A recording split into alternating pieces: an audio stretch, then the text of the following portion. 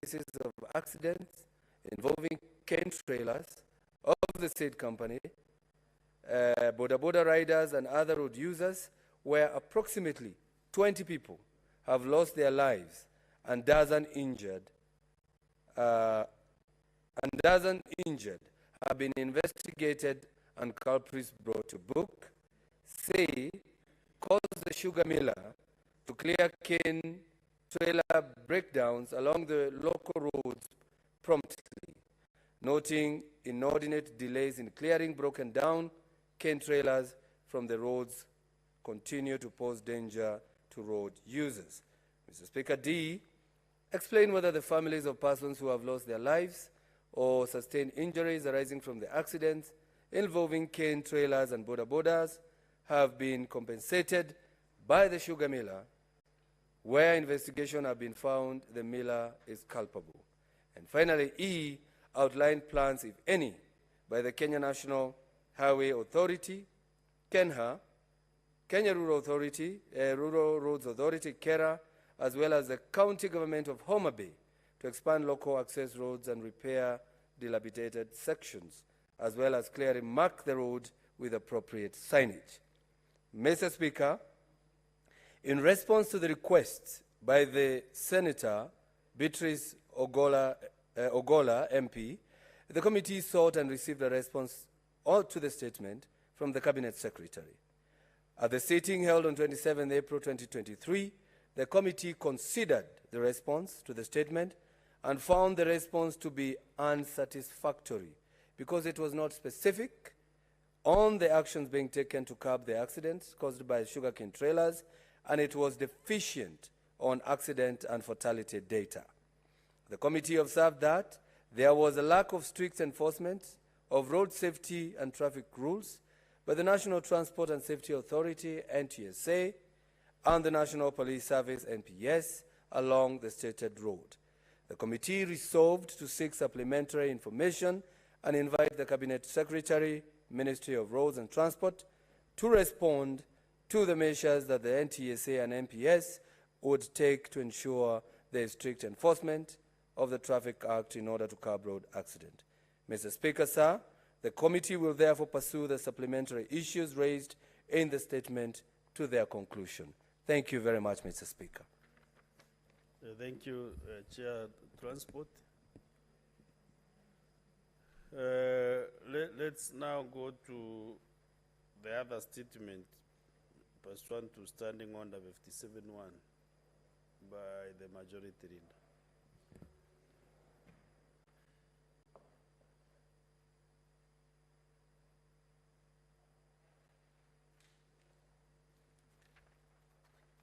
Thank you, Mr. Speaker, sir.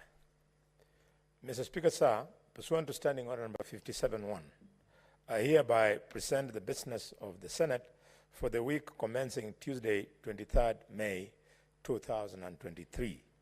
Mr. Speaker, as honorable senators will recall, the Senate standing orders were amended to provide for the appearance of cabinet secretaries at plenary to respond to questions filed by senators. So far, we've had 2 sittings on questions. Given the experience from the 2 sittings, I urge senators to refrain from introducing new questions in the guise of supplementary questions in order to manage the limited time that is available on questions.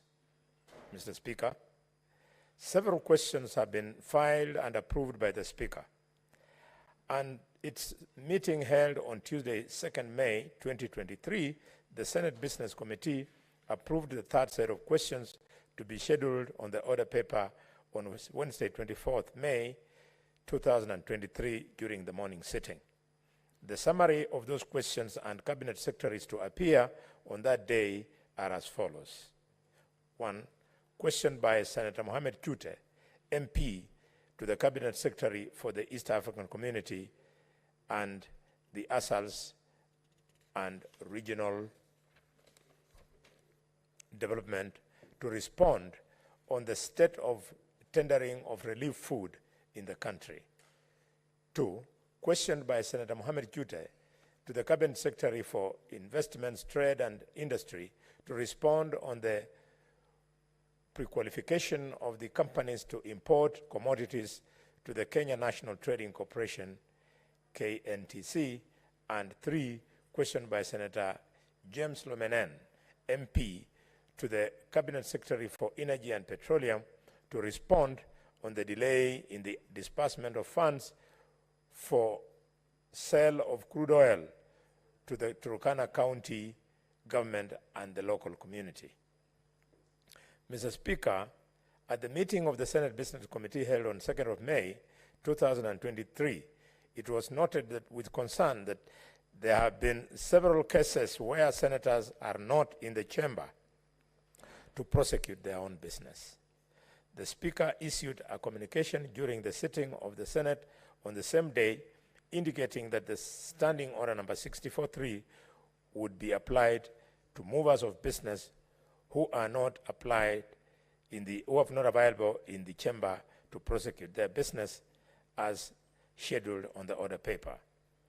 In view of the above, a total of 22 motions are yet to be prosecuted by respective movers. I therefore urge movers to these motions to avail themselves to the chamber whenever these motions are scheduled on the order paper to prosecute the same. Honorable Senators, it is our constitutional mandate to represent our constituents with the various mechanisms provided for by the standing orders. It is therefore important that we dedicate ourselves to attending to the chamber to prosecute business as stated in the order paper and contribute to debates which will build to proposals that will better the lives of the people we have been called upon to serve. Mr. Speaker, sir, in accordance with Senate's calendar, at the right of the Senate today, the Senate will proceed to a 2-week recess. Regular sittings of this Senate will then resume on 23rd of May, Tuesday, 2023. In terms of legislative business, a number of committees are yet to table reports on the bills. Petitions and statements in accordance with the standing orders.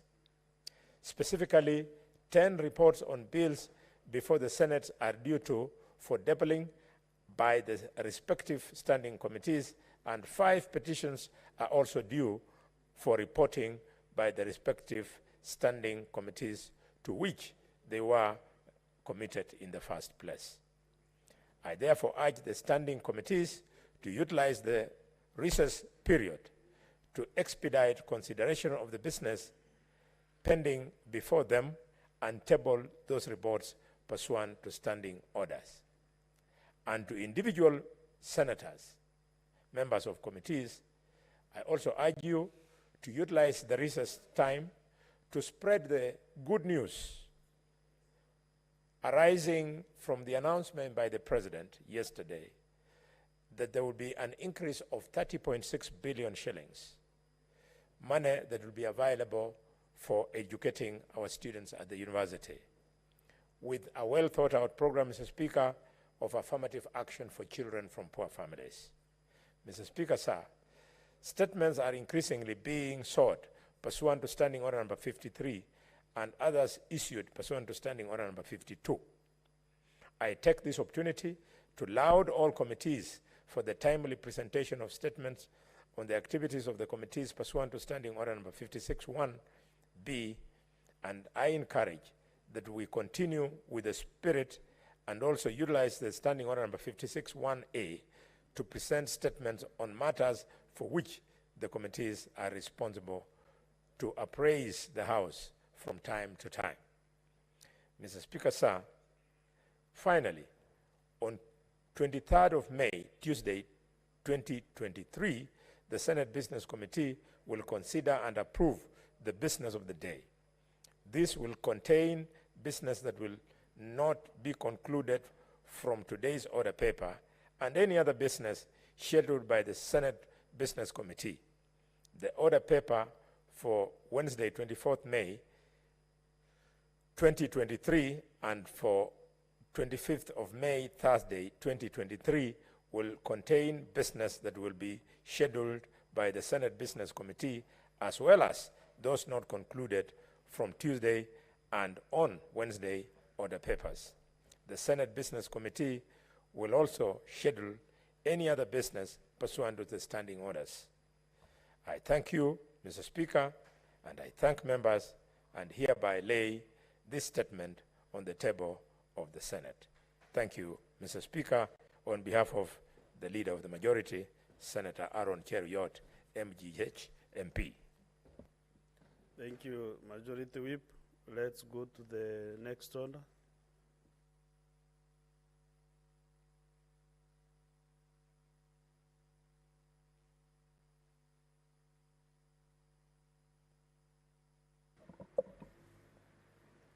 Order number 8, the Agriculture and Food Security Amendment Bill, Senate Bills number 13 of 2023, first reading.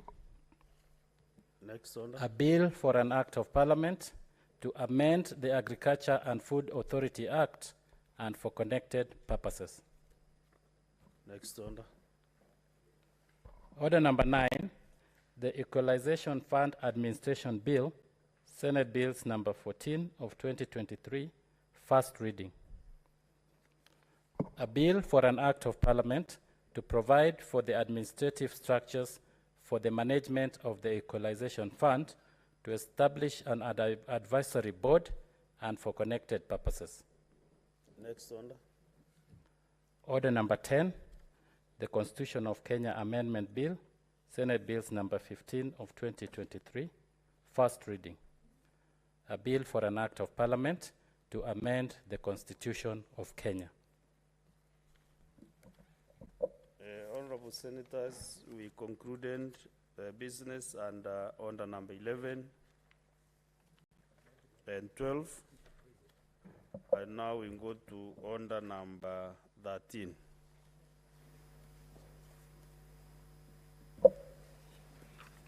Order number 13, motion, the doping menace threatening Kenya's impeccable global reputation in athletics.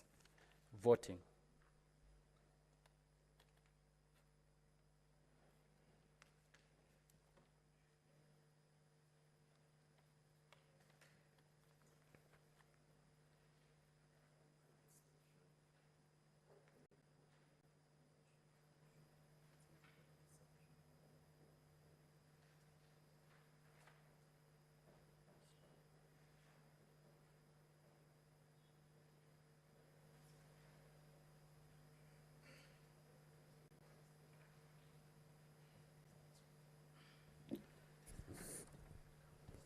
Okay, honorable members, according to my records is that this bill was concluded, the motion, and I want to put the question. Honorable Senators, I put the question that aware that in 2018, Kenya was placed under Category A by the World Anti-Doping Agency, and since then, 40 Kenyan athletes have been banned by either the Athletics Integrity Unit AIU or the Anti-Doping Agency of Kenya ADAK, and has led to a situation whereby the Kenyan athletes have to undergo intense testing before participating in major events, and has immensely affected the reputation of the Kenyan athletes and the standing of Kenya in the international sports arena, where it currently ranks at number 5.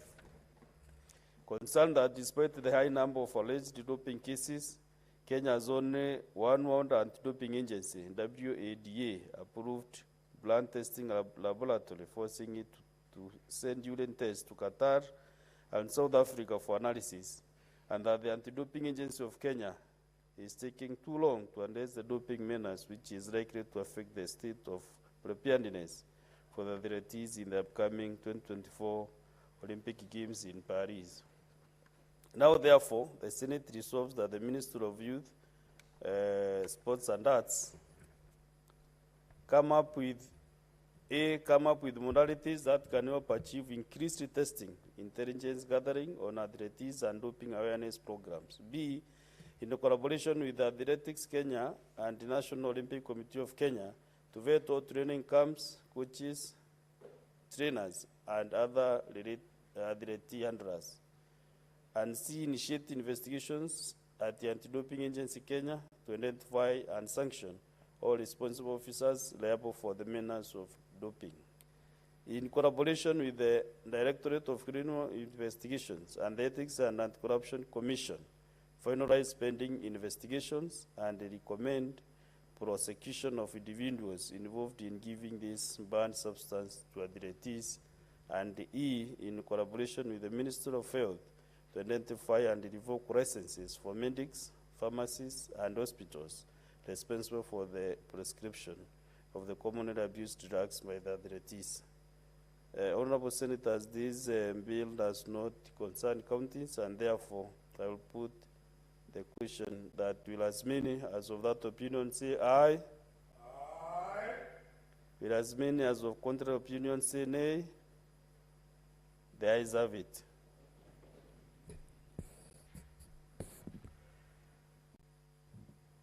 Next order. Honorable Senators, sorry, I defer order number 14. 15, 16, 17, 18, 19, 20, 20,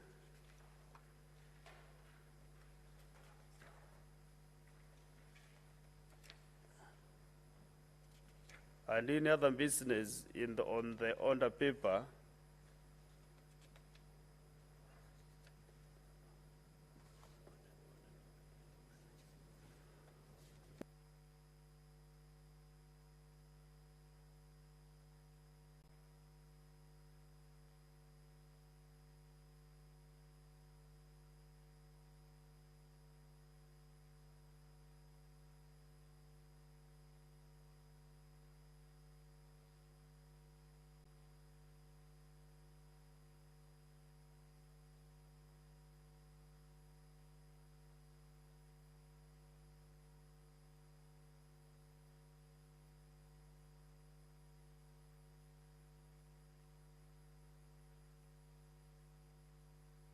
Up to order number 22. So, Senator Minda Kibwana, you move the motion.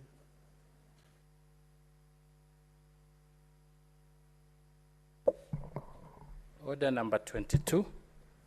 Motion, state of mental health of police officers.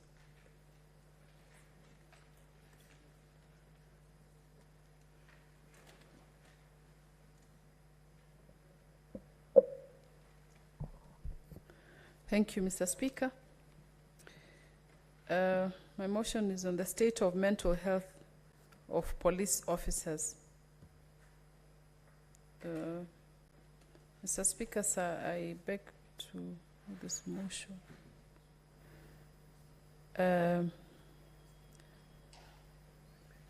I beg to move the motion that aware that police officers are usually first responders and are often exposed to traumatic scenes and chronic stressors such as dangerous situations, injuries, and violence, coupled with the need to report and testify about psychological stressful scenes. Cognizant of a survey done by the National Police Service Commission in 2002, which indicated that at least 12 to 13% of the 110,000 police officers have mental health challenges stemming from work-related issues. Concerned that there has been a recent spike of incidents involving police officers, including murder and suicide, which have been linked to the state of mental well-being. Now, therefore, the Senate urges the national government and the National Police through the Ministry of Interior and National Administration to 1. Declare the current mental health situation within the police service a national emergency. Number 2. urgently establish a specialized facility to cater for police officers with mental illness. Number 3, develop and implement policies to reduce the stigma surrounding mental health issues within law enforcement agencies and encourage officers to seek help when needed. And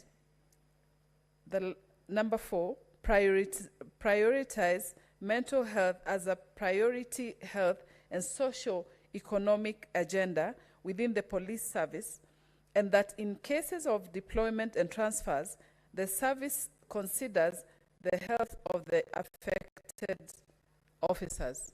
Mr. Speaker, I beg to move. Get a seconder. I request Senator Boni Halwale to second the motion. Thank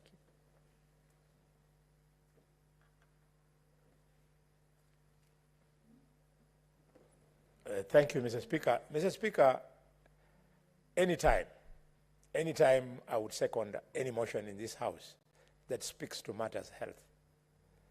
I would like to second this motion as moved and want to congratulate the originator of the motion, Senator Kibwana, for being mindful of matters of mental health. This is a very serious issue. I am persuaded professionally that the tragedy that there is an intervention which I'm interpreting as a point of order from Senator Beatrice Ogora, King. Yes, Beatrice. Yes, Honorable Speaker.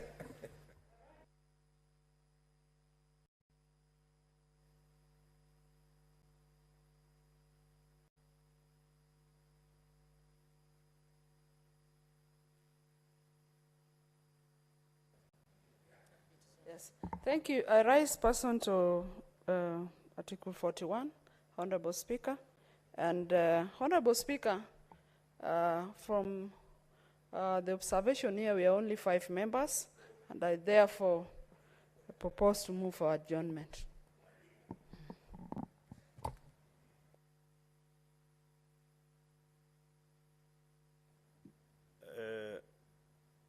You know, the Speaker or the Chair has no eyes. I was not aware you are 5. I thought we are full house. So maybe you bring the column bell for 5 minutes.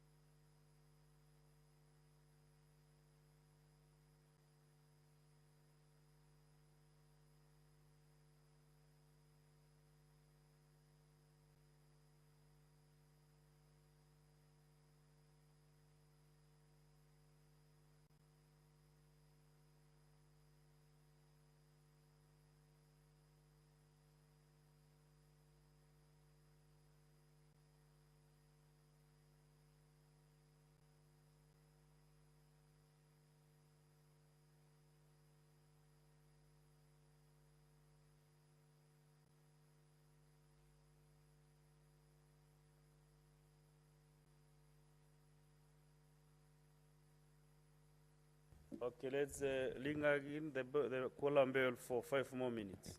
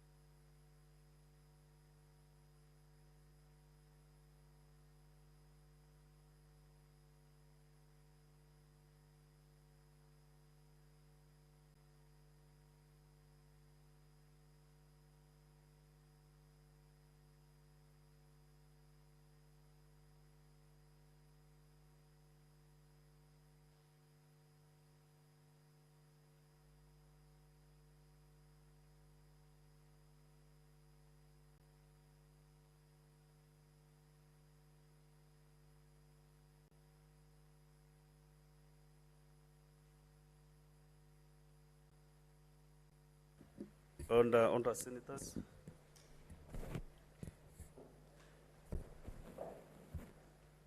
And Dr. Boni Karwara, you have 19 minutes to continue seconding the motion and standing under number 22. Honorable Senators, pursuant to standing order 41, there being no quorum, the Senate stands adjourned until Tuesday.